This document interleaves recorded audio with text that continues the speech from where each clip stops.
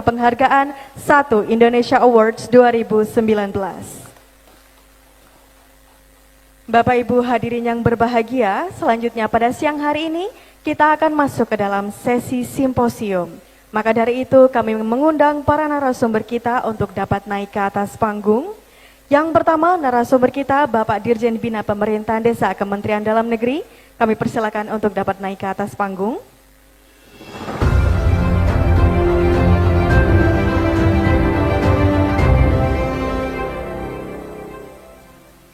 Dan narasumber kita yang kedua kepada Bapak Rocky Gerung, kami persilakan untuk dapat naik ke atas panggung.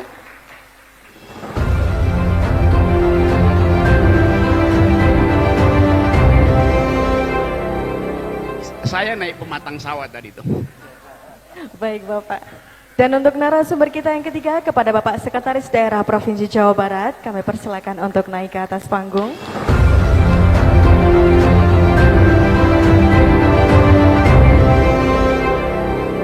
Dan narasumber kita yang keempat kepada Ibu Maya Stolastika, kami persilakan untuk dapat naik ke atas panggung.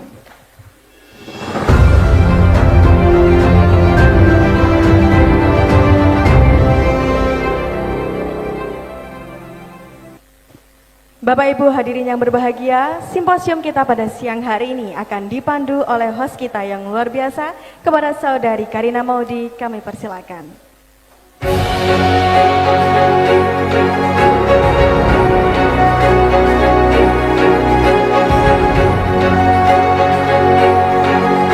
Oke, berikutnya ada sosok akademisi, tak lain dan tak bukan Bung Rocky Gerung. Tepuk tangannya dong yang meriah. Boleh disapa dulu Bung, ini kayaknya semangat banget kalau tadi Bung Rocky datang aja langsung teriak-teriak semuanya. Ya udah pasti itu terjadi. Oke. Ya terima kasih, saya senang di sini dan tadi saya makan tahu. Tahu Sumedang. Sungguh nikmat kan ku kenang sepanjang hayat. Nah, kalau dari sudut pandang akademisi nih, Bung Rocky, gimana menanggapi tentang Lokafore ini, pengembangan pangan desa? Yang kita sebut pangan itu artinya kecukupan, bukan kelimpahan. Melimpah pangan artinya sampah. Jadi kita sebut kecukupan pangan. Di Amerika itu lebih banyak orang keluarin sampah dari kulkasnya ketimbang apa yang dimasukin. Di situ ada kelimpahan pangan. Tetapi bagi Indonesia yang kita tahu bahwa bumi ini menyediakan segala hal, konsep utamanya adalah disparitas pangan. Itu yang lebih penting karena pencernaan kita tidak sama dengan orang barat. Kita dibiasakan untuk mencerna apa aja yang disediakan oleh bumi, bahkan yang belum dimasak. Jadi sekali lagi buat saya ada hal yang harus dipertahankan, yaitu kultur makan, bukan kultur untuk membeli itu. Jadi kultur makan itu dihasilkan dari halaman. Nah karena itu penguatan awal mestinya mulai dari halaman. Dari halaman pindah ke dapur, dari dapur pindah ke piring. Kan itu dasarnya itu. Kalau kita balik pada apa yang disebut local genius atau ya kearifan lokal, tapi yang lebih penting adalah genius kita untuk memilih tanaman. Di dunia begitu banyak riset yang memungkinkan kita tinggal beli 2 kapsul lalu kebutuhan energi kita terpenuhi. Kita tinggal 2 butir suplemen lalu terpenuhi. Tetapi kita tidak bertemu dengan alam. Makan artinya bertemu dengan alam. Misalnya di sini ada banyak hasil bumi itu. Kenapa nggak ada petek di situ misalnya? Ya karena petek bau itu. Buat orang kota petek itu bau. Tetapi buat orang desa petek itu lebih wangi dari Chanel No. 9. Pasti. Bau bekicot di sawah itu dianggap menyengat. Buat saya parfum seorang selebritis yang tidak paham tentang cara pakai parfum lebih menyengat dari bau bekicot. Kan kita tahu bagaimana orang pamer tentang kemewahan tapi dia bahkan pakai parfum pun dia nggak tahu. Parfum itu harus dipakai dari jarak 30 cm. supaya parfum itu ada alkohol. Kalau Anda pakai parfum 5 cm dari kulit, yang tiba lebih dahulu di kulit adalah alkohol, kulitnya terbakar, baru parfumnya masuk, baunya sengit-singit. Jadi kadangkala pelajaran itu juga yang mesti kita tanamkan pada anak-anak muda di desa. Karena anak muda desa itu berebut parfum tuh, skincare hidup di mana-mana tuh. Padahal sebetulnya skincare yang paling bagus adalah lumpur yang disediakan oleh alam. Jadi itu yang kita sebut bantuan teknologi untuk meriset. Yang saya khawatirkan adalah desa-desa yang secara digital literarinya itu bagus, tetapi sekarang ada upaya pemerintah untuk menghalangi atau menghambat penggunaan medsos yang bakal tiba di Sumedang, tiba di semua desa terhadap anak-anak di bawah 15 tahun. Di Australia udah ada semacam aturan bahwa anak di bawah 12 tahun, di bawah 15 tahun, bahkan di bawah 12 tahun tidak boleh main medsos. Sekarang kita lihat di desa-desa, anak itu mengakses informasi lewat medsos. Akibatnya otaknya terhubung dengan kota, padahal kakinya ada di sawah. Nah, paradoks-paradoks ini saya kira yang mesti dibuat bagus, supaya kita tahu bahwa desa itu ada tempat kita kembali. Itu intinya. Jadi sekali lagi saya senang bahwa di Sumedang ini melek digital, tetapi harus dilatih dengan baik supaya akses terhadap informasi itu tidak menghasilkan yang kita sebut konsumerisme atau konsumtivisme. Itu kira-kira. Jadi kita produksi pangan dari desa, kita produksi kebutuhan pokok kita, tetapi kita halangi produksi informasi itu masuk ke desa. Karena lama-lama akhirnya desa itu sekedar jadi tempat lahan pertanian, bukan tempat bertani. Beda antara lahan pertanian dan bertani.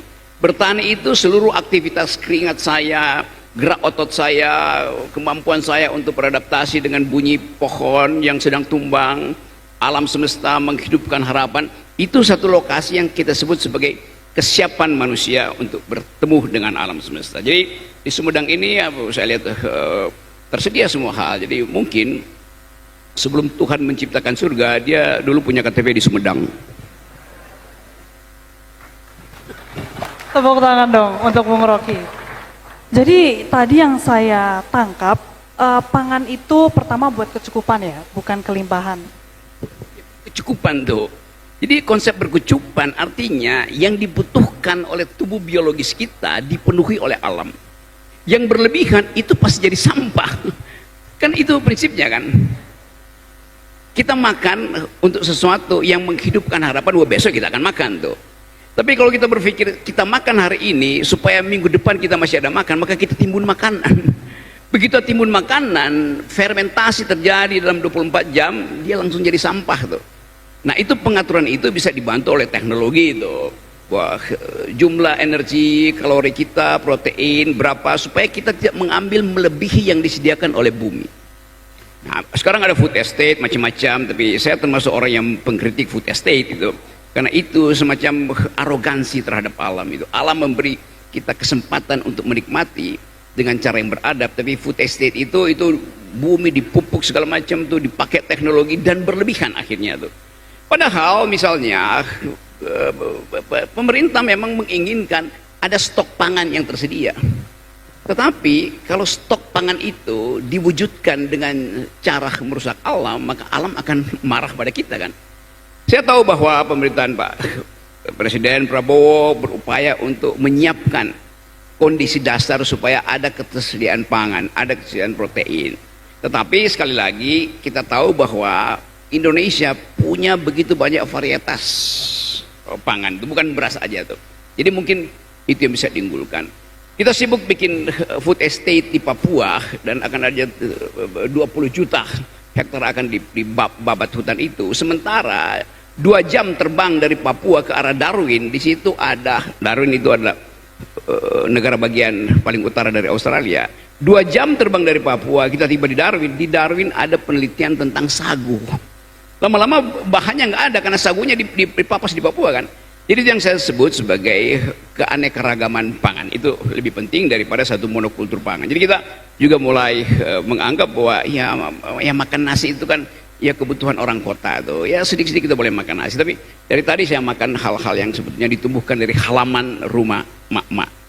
Tidak mungkin padi itu dari halaman rumah, tapi pangan yang tersedia di kita itu didasarkan pada keinginan kita untuk menghemat energi produktivitas kita sambil membayangkan bahwa hidup sehat itu adalah pertaruhan peradaban.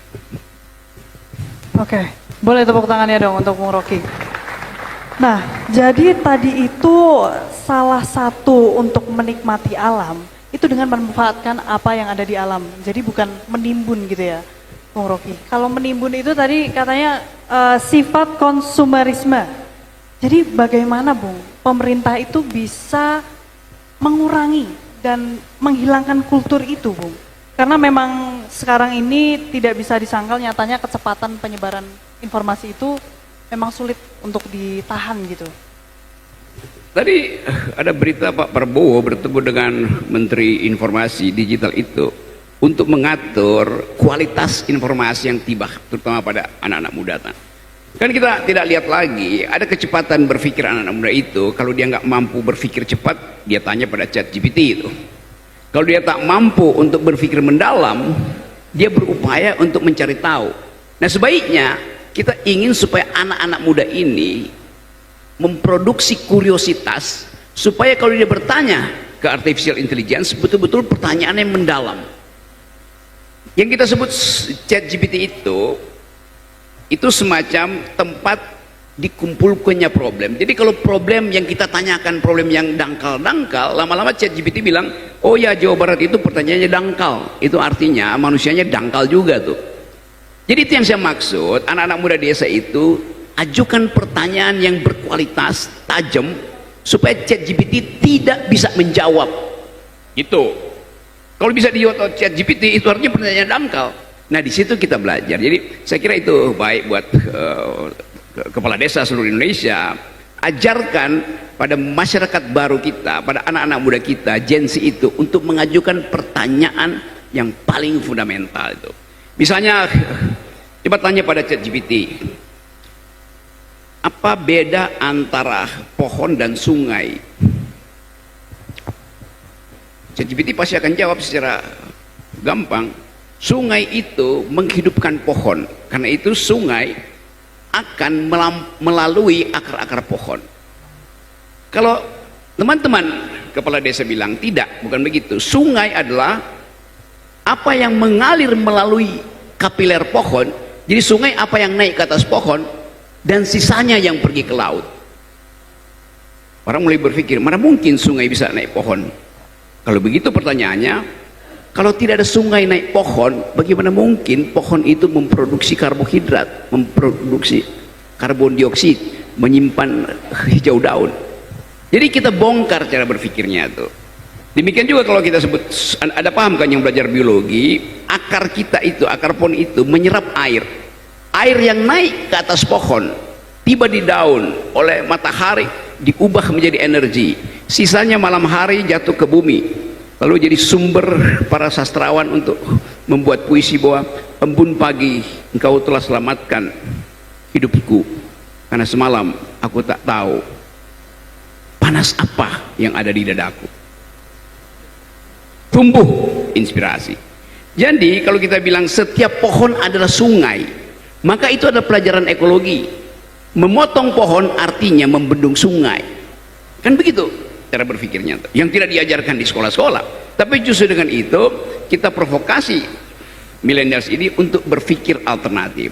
Saya kira itu yang penting, dan saya tahu bahwa kita kerajingan artificial intelligence, kita keranjingan kuota untuk main internet, tetapi sekali lagi kita harus memanfaatkan itu untuk menumbuhkan pengetahuan-pengetahuan baru, termasuk pengetahuan-pengetahuan yang timbul dari, kalau saya misalnya jadi petani, artinya saya melatih kesabaran saya untuk menunggu panen. Sapi yang ada di kandang itu buat anak kota itu sesuatu yang menjijikkan.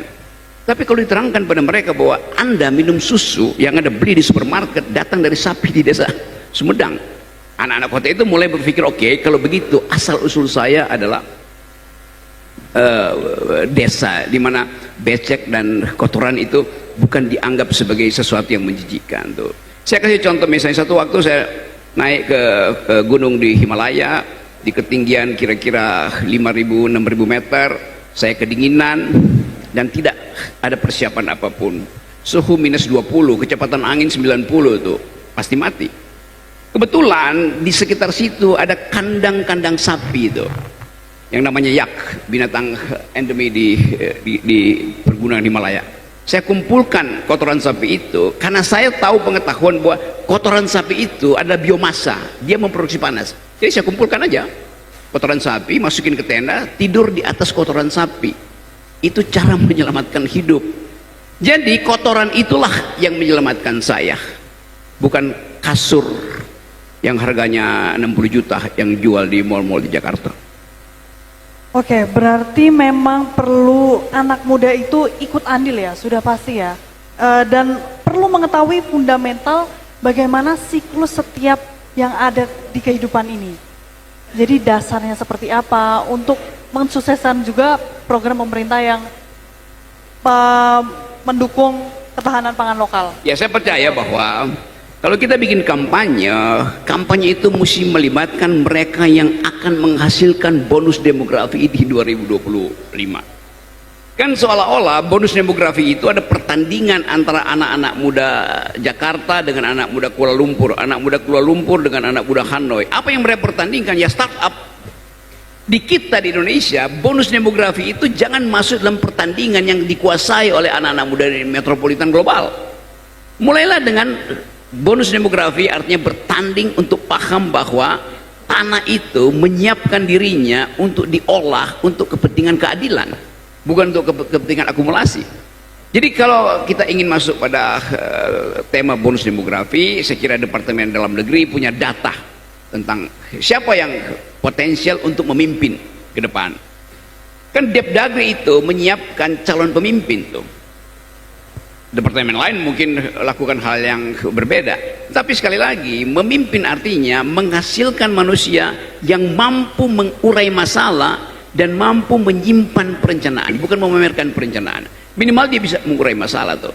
Nah, masalah kita hari ini di tingkat ekologi bumi itu adalah soal lingkungan. Jadi anak-anak muda Indonesia mestinya bersaing untuk menghasilkan bonus demografi di bidang lingkungan, bukan di bidang teknologi komputer yang pasti kita tercecer oleh anak-anak muda di Cina, Vietnam, dan Thailand. Jadi harus ada segmen termasuk di dalamnya untuk menyiapkan daya tahan pangan kita tuh, dan menyiapkan anak-anak muda yang paham tentang ecological footprint, do speak environmental ethics. Itu artinya mempersiapkan kita untuk paham bahwa kita punya daya tahan pangan karena kita mengerti hubungan antara manusia, padi, duren, dan tanah. Itu dasarnya. Teknologi hanya membantu itu. Jadi bonus demografi bagi desa artinya bersaing di bidang ekologi, bukan di bidang teknologi. Kira-kira itu. Baik, terima kasih banyak Bung Rocky. Setelah berdiskusi melalui kacamata pemerintah pusat, seorang akademisi, dan juga